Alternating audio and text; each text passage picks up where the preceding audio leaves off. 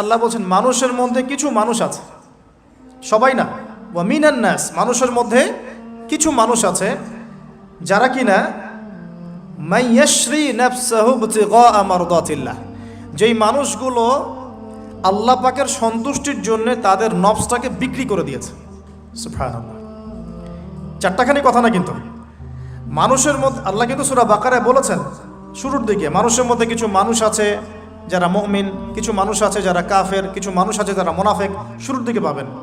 এখানে আল্লাহ পাক বলছেন মানুষের মধ্যে কিছু মানুষ আছে যারা তাদের নফসটাকে আল্লাহর সন্তুষ্টির জন্য বিক্রি করে দিয়েছে। সুবহানাল্লাহ, মানে তাদের জীবনের মূল থিমটাই হচ্ছে আল্লাহ পাকের সন্তুষ্টি অর্জন করা।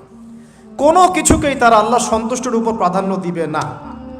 যদি কোটি টাকার অফার আসে হারাম, সে সেটা রিজেক্ট করবে, আল্লাহ নারাজ হবে। একটা সুন্দরী মেয়ে যদি জেনার অফার করে, সে রিজেক্ট করবে, কারণ সে আল্লাহকে ভয় করে। সে আল্লাহ পাকের জমিনের উপরে গায়রুল্লাহ বা কুফফারদের, তাগুতদের কোনো লজ ইমপ্লিমেন্ট করতে পারবে না, কারণ সে আল্লাহকে ভয় করে।